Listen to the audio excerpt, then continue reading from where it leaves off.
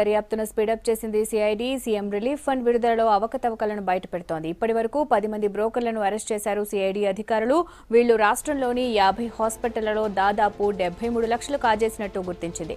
112 మంది నకిలీ పత్రాలు సృష్టించి బ్రోకర్ల సహాయంతో ఈ డబ్బులు కాజేసినట్టు సిఐడి చెబుతోంది. మొత్తం 11,600 అప్లికేషన్లు పరిశీలించిన సిఐడి జరిగిన అక్రమాలను గుర్తించింది. ఇందులో కీలక పాత్ర పోషించిన 10 మందిని అరెస్ట్ చేసింది.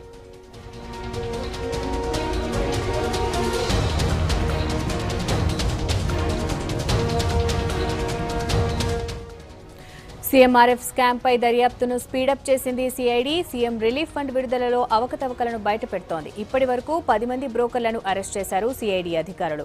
వీళ్లు రాష్ట్రంలోని 50 హాస్పిటళ్లలో దాదాపు 73 లక్షలు కాజేసినట్లు గుర్తించింది. 112 మంది నకిలీ పత్రాలు సృష్టించి బ్రోకర్ల సహాయంతో ఈ డబ్బులు కాజేసినట్టు సిఐడి చెబుతోంది.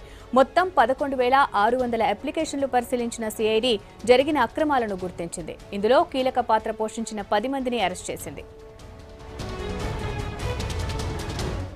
దీనికి సంబంధించిన పూర్తి అప్డేట్స్ సంపత్ అందిస్తారు. సంపత్, అసలు ఇష్యూ వివరాలేంటి? సిఐడి ఏ విషయాలను హైలైట్ చేసింది? అక్రమాలు జరిగాయని ఎలా గుర్తించింది?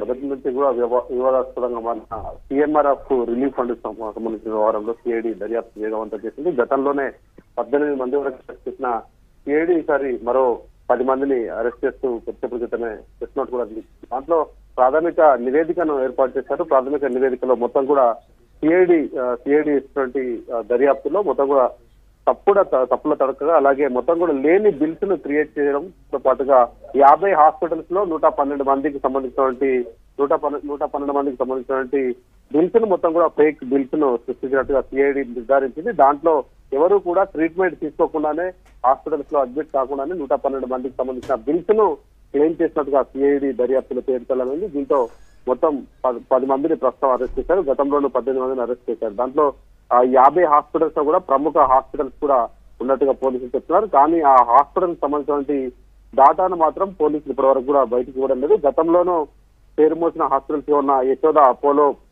లాంటి హాస్పిటల్స్ అలాగే ఒమిని లాంటి హాస్పిటల్స్ చాలా హాస్పిటల్స్ ని దాంట్లో పేర్కొని కానీ ఎక్కడ కూడా అఫీషియల్ గా మెన్షన్ చేయలేదు. దీంతో బడా హాస్పిటల్స్ నుంచి చోటా మోటా హాస్పిటల్స్ వరకు ఇక్కడ నుండి నగరంలో ఉన్నటువంటి కార్పొరేట్ ఆసుపత్రులే కాదు గ్రామాల్లో ఉన్నటువంటి ఆసుపత్రులు సైతం దీంట్లో చేతివాటం ప్రదర్శించాయి. దాంట్లో హాస్పిటల్ ఉన్నటువంటి సిబ్బందితో పాటుగా హాస్పిటల్ యాజమాన్యం తెలియకుండా మొత్తం కూడా బిల్స్ ను గోల్మాల్ చేస్తూ సబ్మిట్ చేశారు. వాటన్నింటినీ కూడా స్క్రూటినీ చేసినటువంటి అధికారులు ఎక్కడ కూడా సరైనటువంటి గ్రౌండ్ రిపోర్ట్ తీసుకోలేదు, ఎక్కడ కూడా ఇన్వెస్టిగేషన్ చేయలేదు అనేది సిఐడి దర్యాప్తులో తేలింది. మొత్తం 20 మంది బ్రోకర్లు దీంట్లో ఉన్నారు. అలాగే 112 ఫేక్ బిల్స్ తోటి మొత్తం తెలంగాణ వ్యాప్తంగా ఈ బిల్స్ ను సబ్మిట్ చేశారు. 50 హాస్పిటల్ల పాత్ర దీంట్లో తేలిపోయింది. ప్రాథమికంగా అయితే కేవలం 10 మందిని అరెస్ట్ చేశామనేది పోలీసులు చెప్తున్నారు. దీంతో పాటుగా దీంట్లో ఎవరెవరు హస్తం ఉంది వాళ్ళకి సంబంధించినటువంటి వివరాలను కూడా సేకరిస్తున్నారు. వాళ్ళ యొక్క పాత్రల్ని తీసుకున్న వాళ్ళ యొక్క రోల్స్ ని ఫైండ్ అవుట్ చేస్తున్నారు. మిగతా వాళ్ళని కూడా అరెస్ట్ చేశామని చెప్తున్నారు. ప్రస్తుతం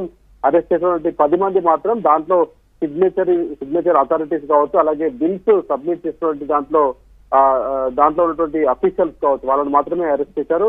వీళ్లతో పాటుగా మొత్తం ఈ 73,68,572 రూపాయలు ప్రజెంట్ దీన్ని స్క్రూటినీ చేశారు. దీంట్లో మొత్తం కూడా అంటే తక్కువ అప్లికేషన్స్ 16,600 దరఖాస్తులు మాత్రమే సిఐడి పరిశీలించింది. లక్షల అప్లికేషన్లు ఇంకా పెండింగ్ లో ఉన్నాయి. దీంతో పాటుగా ఈ మధ్య కాలంలో 3 నెలలుగా సీఎంఆర్ఎఫ్ సంబంధించి కూడా మొత్తం ముందుగా దరఖాస్తులు ఇచ్చిన తర్వాత వాటన్నిటి కూడా నిలిపివేస్తున్నారు. నిలిపివేసిన తర్వాత ఆ దరఖాస్తుని ఒకసారి సిఐడి స్క్రూటినీ చేసిన తర్వాతనే ఫండ్స్ రిలీజ్ చేయాలనే ఒక నియమ నిబంధనలు కూడా తెలంగాణ రాష్ట్ర ప్రభుత్వం పెట్టినట్టుగా తెలుస్తుంది. ఈ నేపథ్యంలోనే మొత్తం కూడా లేటెస్ట్ గా అప్లై చేసినటువంటి ఈ దరఖాస్తులు సీఎంఆర్ఎఫ్ కోసం దరఖాస్తు లేటెస్ట్ అప్లికేషన్స్ ను ఒకవైపు స్క్రూటినీ చేస్తున్నారు. దాంతో పాటుగా గతంలో ఉన్నటువంటి ఇటు ఈ తెలంగాణ రాష్ట్ర ప్రభుత్వం జారీ చేస్తున్నటువంటి అప్లికేషన్స్ అలాగే గతంలో ఉన్నటువంటి కాంగ్రెస్ ప్రభుత్వం ఉన్నప్పుడు కూడా ఉన్నటువంటి అప్లికేషన్ సంబంధించి మొత్తం కూడా స్క్రూటినీ చేస్తున్నారు. దాంట్లో ఎవరెవరైతే బాధ్యులుగా ఉన్నారో వాళ్ళందరినీ కూడా ఇండైరెక్ట్ గా బాధ్యులుగా ఉన్నారో వాళ్ళందరినీ కూడా ఎఫ్ఐఆర్ లో పేర్లు నమోదు చేస్తున్నారు. డైరెక్ట్ గా రోల్స్ ఇన్వాల్వ్ అయ్యి వాళ్ళు నిజంగానే నేరానికి పాల్పడ్డారు. మొత్తం కూడా ఈ ఫేక్ బిల్స్ ను సబ్మిట్ చేయడంలో కీలక పాత్ర వస్తారనేటువంటి ఆధారాలు దొరికిన వాళ్ళని మాత్రం రెడీ అయినట్టుగా అరెస్ట్ చేస్తున్నారు. ఆ కోవలనే మొత్తం కూడా వివిధ జిల్లాల నుంచి రాష్ట్ర వ్యాప్తంగా తెలంగాణ రాష్ట్ర వ్యాప్తంగా వివిధ జిల్లాల నుంచి చాలా మందిని అరెస్ట్ చేస్తారు. దీంట్లో ఎక్కువగా ఆదిలాబాద్ జిల్లా అలాగే కరీంనగర్ జిల్లాకు సంబంధించినటువంటి వ్యక్తులు ఎక్కువగా ఉన్నట్టయితే పోలీసులు ఇచ్చినటువంటి ప్రెస్ నోట్ లో స్పష్టమవుతోంది.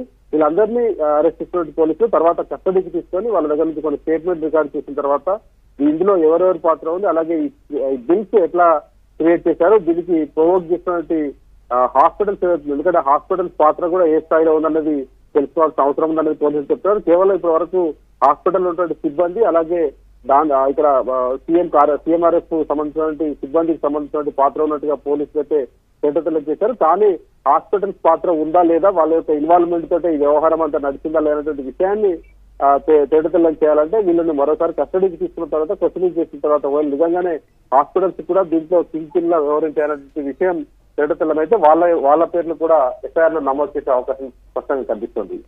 Right Sampath, thank you.